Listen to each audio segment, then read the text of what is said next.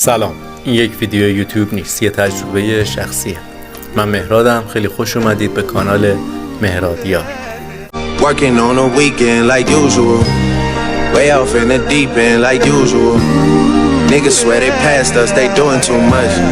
Haven't done my taxes, I'm too turned up. Virgil got a paddock on my wrist going nuts. Niggas caught me slipping once, okay, so what? Someone hit your block up, I tell you if it was us. Man, a house in Rosewood, this shit too plush. سلام. همونطور که از تایتل ویدیوی امروز مشاهده کردید، میخوایم در رابطه با دو تا موضوع به شدت مهم و به شدت عمیق صحبت بکنیم. موضوعاتی به نام درد و رنج که خیلی ها این دوتا رو یکی میدونن، درد و مساوی با رنج میدونن، ولی ما میخوایم امروز به تفاوت‌هاشون بپردازیم، ببینیم اصلا درد با رنج فرق داره یا نداره و اینکه مزایا و بدیهای درد چیه و اینکه مزایا و معایب رنج چیه. ما تو زندگی دردای زیادی کشیدیم. درد میتونه تبدیل به رنج بشه و برعکسش رنج هم میتونه تبدیل به درد بشه، ولی مدلاش فرق داره. یه داستان قدیمی هست که یک فردی، چون میدونید که زاهدها و افرادی که مثلا میگن تو دنیا باید ریاضت بکشیم، با رنج بهتر میتونن دست و پنجه نرم کنن. یه فردی میاد برای اثبات این قضیه به یک زاهدی میخواد شلاق بزنه، چوب بزنه. زاهد میکشه کنار، میگه شما مگه درد و دوست ندارید؟ مگه نمیگید تو زندگی باید شفقت بکشیم، درد بکشیم تا بزرگ بشیم؟ میگه هیچ فرد عاقلی درد و دوست نداره.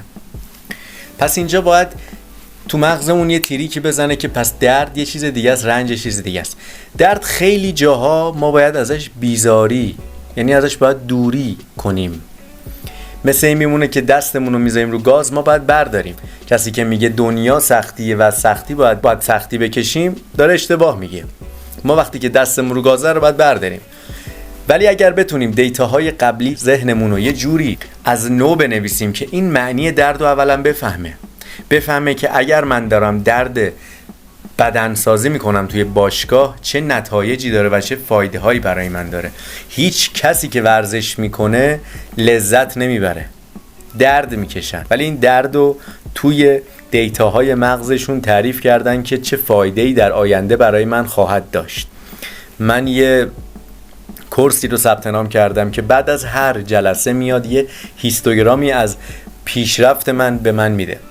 یه هفته اول من اینجوری بودم، داشتم بالا میرفتم، عالی. یه روزی دیدم 40-50% عمل کردم اینجوری هورت اومده پایین. دلیلشو که رفتم دیدم بله، توی اون دوران 4-5 تا مهارت دیگر رو من همزمان باید با مهارت‌های قبلیم و سرعت قبلیم انجام میدادم.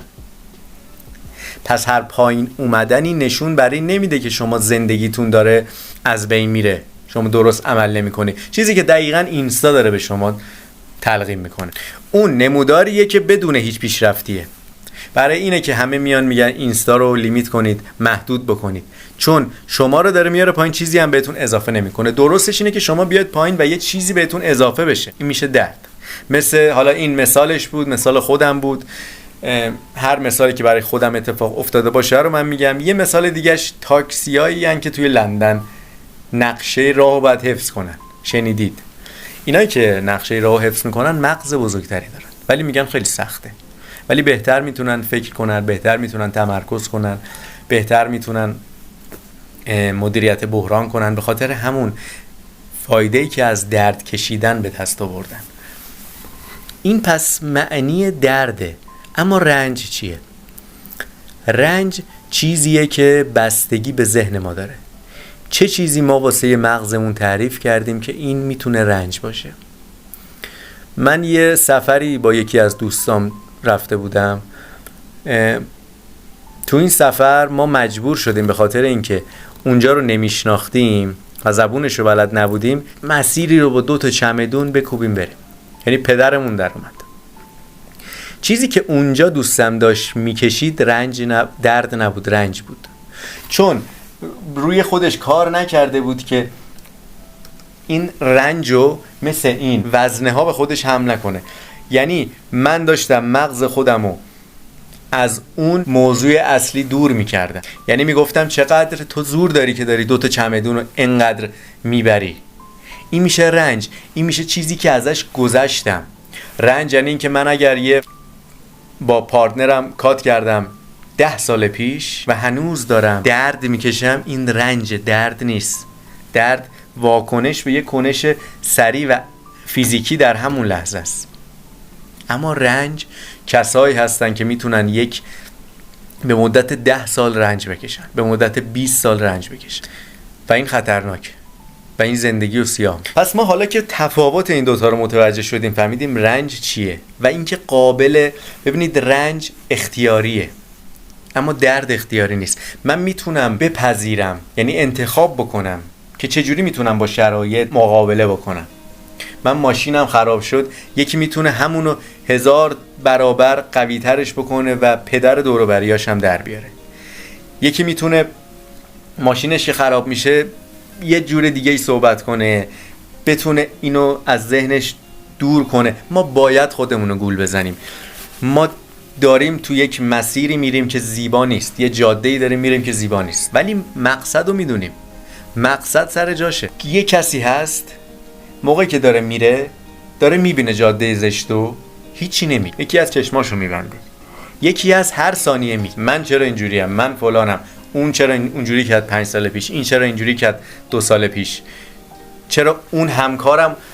ببینید ما این وزنه های نامری رو بعد از خودمون جدا کنیم، نه اینکه اضافه کنیم.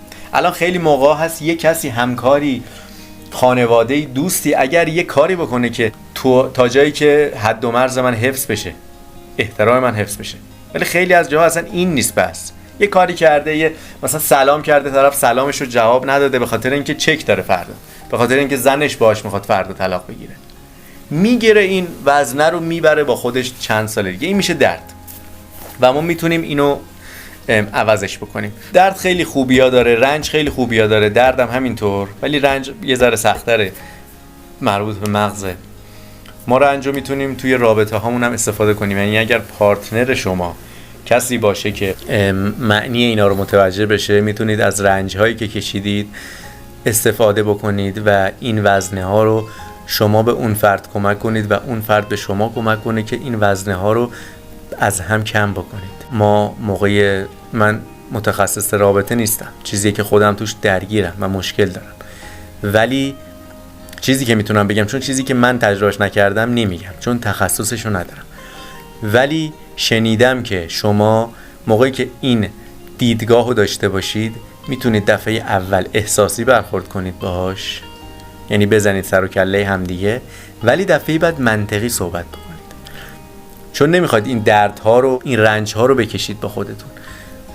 منطقی صحبت میکنید و دنبال حل مشکلید. اون دفعه اول نمیشه. من وقتی که یه پرخاشگری دارم میکنم به پارتنرم نمیتونم منطقی بشینم خب دنبال راه حل بگردم، ولی اگر تکرار بشه، یعنی دفعه دوم هم همون احساسات پیاده بشه، این فاجعه است و باید به فکر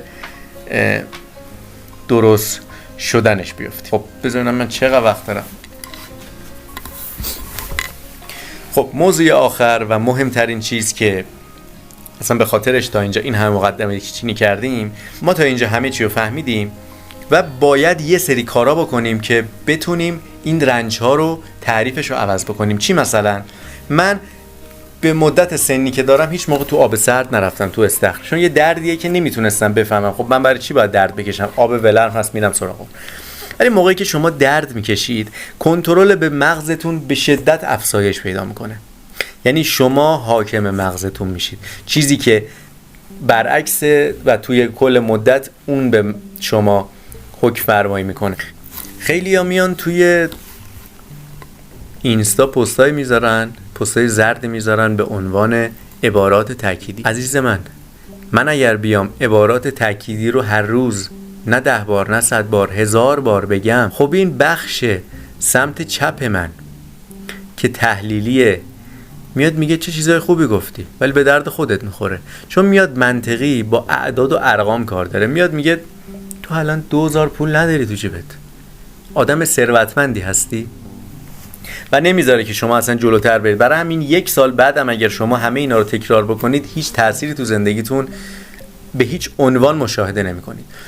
ولی اگر موقعی که این یقه مغزو بگیرید با انجام کارهای چالش برانگیز مثل آب سرد، مثل درخواست این که برام توی رستوران این آب گرمه یا آب سرد بیار، دوباره سرد بود یا آب گرمتر بیار، اذیت کنید اصلا. حالا بعدش معذرت خواهی کنید از اون ویتر، ولی میدونید توی یک دوران درمانی هستید شما. این کارا رو که انجام بدید و رو مغزتون کنترل داشته باشید، همونجا یعنی مثلا شما تو آب سرد نشستید میگید به به تو چقدر توانمندی، تو چقدر قدرتمندی، تو چقدر پر جربوزه‌ای، و مغز اونجا 2 تا 4 تا میکنه، منطقی نگاه میکنه، میبینه داره راست میگه.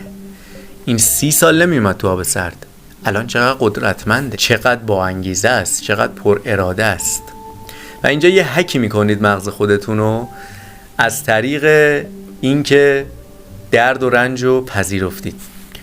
خب مغز فکر میکنه دیگه، سوال ازش بکنید. من قبل از هر عملی که میخوام انجام بدم با مغز خودم صحبت میکنم، میگم الان میخوام برم تو استخر، این میتونه منو بکشه؟ نه. میگه این مغز نه، پس میتونم خودمو بکشونم تو اون آب سرد.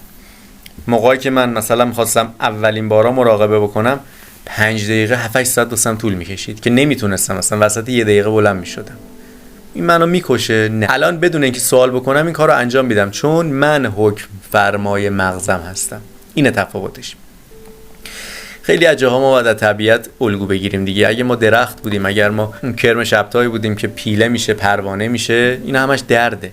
دونه‌ای که داره سر میاره بیرون از خاک داره درد میکشه، داره زجر میکشه، ولی به اون هدفش نگاه میکنه دیگه. چند سال بعد میبینید یه درختی شده، تا 1000 سال هم رفته. ما اگر مسلما خیلی جاها درخت بودیم، کرم ابریشم بودیم، چیزای دیگه بودیم، خیلی جاها وا میدادیم، به خاطر اینکه ما نمیتونیم رو غریزمون کنترل داشته باشیم و خیلی جاها سریع وا میدیم دیگه. خیلی ممنون که این ویدیو رو دیدید. امیدوارم هر روز 1 قدم به دوست داشتن خودتون بیشتر نزدیک بشید و اگر دوست داشتید برای کسایی که فرق درد و رنج متوجه نمیشن بفرستید. ممنون که تا اینجای ویدیو دیدید. خدا.